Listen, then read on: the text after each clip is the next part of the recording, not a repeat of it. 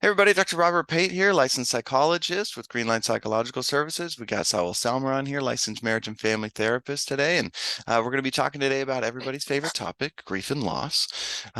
There's a lot of different kinds of grief and loss that people experience, and it may be a loss of a loved one, a family member, something like that. Those are maybe the more traditional things that we think about around grief and loss, but um, my understanding, Saul, is that sometimes you work with clients around other issues that maybe you treat as kind of in a similar way to how you might work with a loss of a loved one.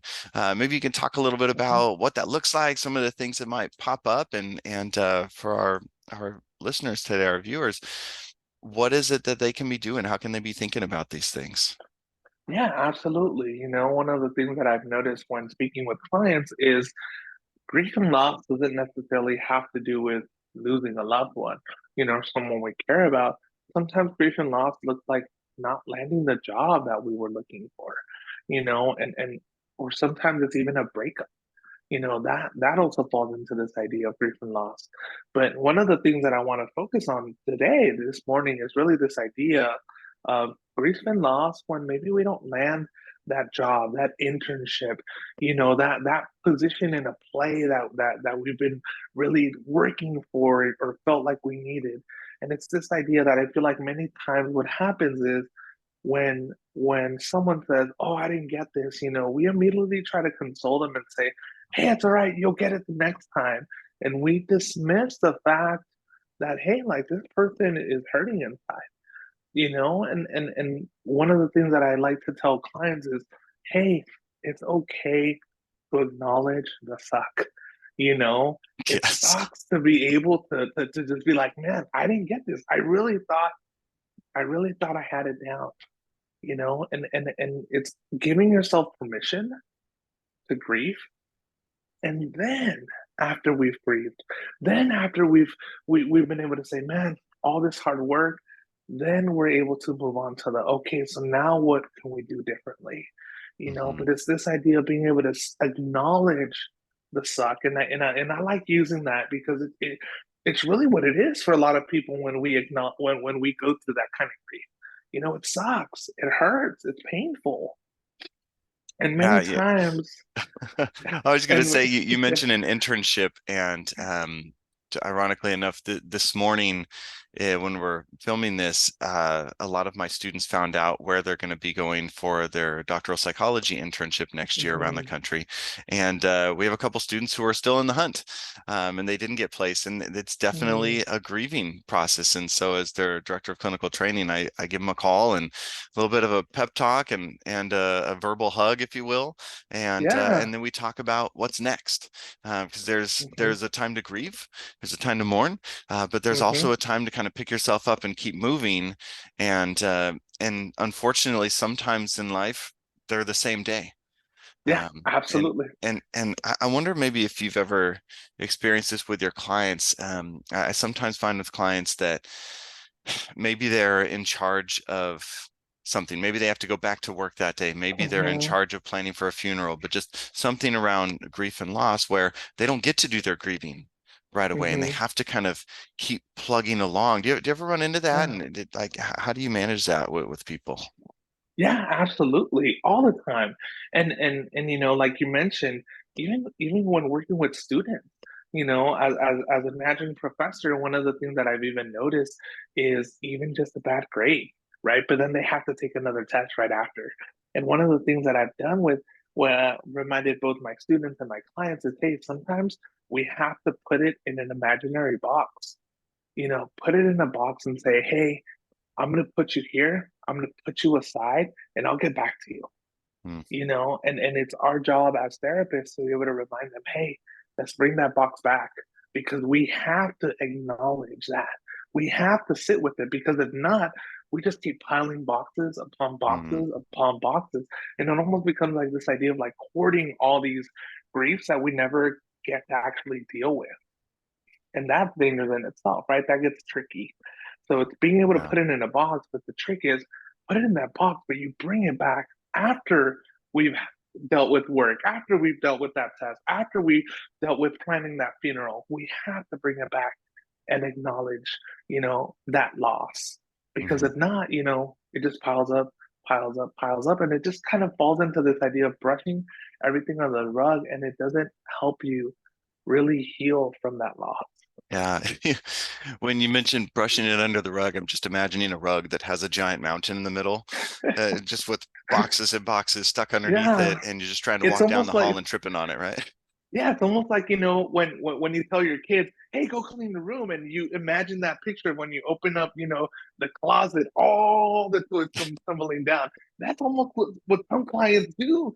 It's this idea of like, oh yeah, we just throw it in our imaginary closet, and then when another grief happens or another loss happens, we open that closet and it all comes Mm, falling down. And yeah. sometimes that's where we get people who get so stuck and lost because they've been piling and piling and piling and just Mm. trying to forget about it instead of acknowledging it So, and learning so would from you it and say moving. so that maybe one of the things you've seen with some of the people you work with is that when they experience a loss, maybe it's like you mentioned, maybe it's something small, in the grand scheme of life, not getting an internship or not Mhm. passing a test, like that's not the biggest deal in the world. It's not like losing a loved one, but it feels Mhm. like a big deal.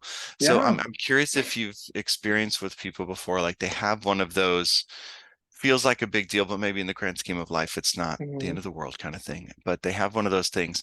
But if they have stuck a bunch of things in that closet, that proverbial closet there, um, do they tend to experience that? Like what happens for them if they have a smaller loss, like I failed a test, but they haven't dealt with the previous losses that maybe were bigger or Mhm. smaller? What happens in those Yeah. moments? So sometimes what I've been able to see is, they almost like this idea of because this didn't happen, then now this is happening, and it almost becomes like a spiral effect. It's this idea of I lost this, I've lost this, equates to I'm not a good person, or equates to, they make it all it all of a sudden they internalize it to the point where it's just like I'm not good enough because of X, Hmm. Y, and Z, or because of the losses that I've experienced. Clearly, I'm not meant to do X, Y, and Z because of all these little losses that I've had, Hmm. and that's not the case. So that's what I've noticed tends to happen if we continue to brush things, or put things into that imaginary closet Hmm. when it comes to grief and loss. So would you say, I guess what I'm hearing from you is this idea of like dealing with things as they come, kind of dealing with life on life's terms, Mm-hmm, which means acknowledge the suck. And mm-hmm. everybody's life has some suck in it, Oh, right? absolutely. Everybody's life has pain, and it shows up differently Mm-hmm, for different folks. But if we don't deal with it as it comes, if we don't, even if we set it aside for a few minutes, for a few hours, for a few days, maybe even a few weeks sometimes. You mentioned like mm-hmm. planning a funeral, that can take a while. There's Oh, yeah. probate to deal with. There's all kinds of things to deal with these bigger losses. Mm-hmm, But even a smaller loss, maybe you fail the test, but you got to go to the next class. Just the mm-hmm, smaller things, like you got to get through, because if you put it in a box and kind of go into yourself and experience that shame and just shut down, you're not going to get the information from the next class, and you might fail the next absolutely. test. So it sounds like there's Absolutely. this spiral or like a snowballing that can happen. So Mm-hmm, I guess what I'm hearing from you is deal with it as it comes, even if it's a few hours, days, weeks later. Make sure to deal with it in a reasonably close time period so that it doesn't bundle up. It doesn't bunch up and become this absolutely. avalanche that comes down upon you the next time something Mm-hmm, happens. Because a absolutely. thousand small boxes feels like one giant box when it all comes at Oh, yeah. once, right? Absolutely. Okay. Absolutely. It's this idea of always come back to it. Okay. Always come back to it. Yeah. Even if it hurts. Oh, 100%. Okay. Have you found that for folks you work with that the pain lessens over time as they come back to it? I'm just picturing people saying, I Yeah. don't want to deal with that. It sucks. It Yeah. hurts. It's not fun. Hmm. Like I'm doing okay now. Why would I want to go back to that? What's the Yeah. benefit? Like if I'm doing okay and I haven't really sat with the pain I experienced Hmm. before, why should I revisit it? Yeah. And that comes up all the time, right? It's like, no, but I'm good now. But the reality is the next time something happens, then it all comes back. And Mm, you're able to kind of sit with those moments of, oh, okay, so that's what they were talking about. mm, So it's almost like getting ahead. That's really what it's all about, getting ahead. okay. Because sometimes, it just comes out and we don't even realize it. So it's I'm thinking of like oil changes. They're time Hmm. consuming, it's going to take you 30 to $130 to get your oil changed, depending on what kind of car you have. Um, Synthetic, non-synthetic, right, absolutely. you got decisions to make. It's going to take you time. Where do I take it? Do I Yeah. trust this place? So you got all these things that to do, and it's like it's not convenient to go get your oil Hmm. changed. Yep. And the more But it convenient you has to make it, get the more done. expensive it is, right? But it's got to get done. Yeah. But you're like, my car's running fine. Why would I do this, right? Hmm. Why would I spend the Yep. time getting my oil changed? My car's doing fine. But you say that long enough, and maybe it won't be running Hmm. fine. That sounds like, if I can use a metaphor, I Absolutely. love me some metaphors.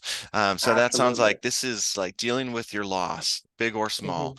as it comes, is like getting your oil changed, in that it's kind Yep. of preventive maintenance. It's emotion Hmm. maintenance, it's life maintenance that serves you better the next time something happens, rather than waiting for the gunk to build up in your life. Oh, 100%. Okay. 100%. I love it. Well, I'll tell you what, why don't we wrap it up here? Any kind of final words for anybody that's dealing with a loss and maybe is, trying to figure out what to do, how to feel? Yeah, absolutely. Like I said earlier, first and foremost, acknowledge the suck. Like it happened, suck. Let's sit with it. Now, depending on how much time we have, we might need to put it in a box, and that is okay. Put it in a box, but always come back to it. Always come back to it and make sure that, we're able to process that and we're able to really just be in tune with how we feel about what happened and then be able to move on. Love it. All right, man.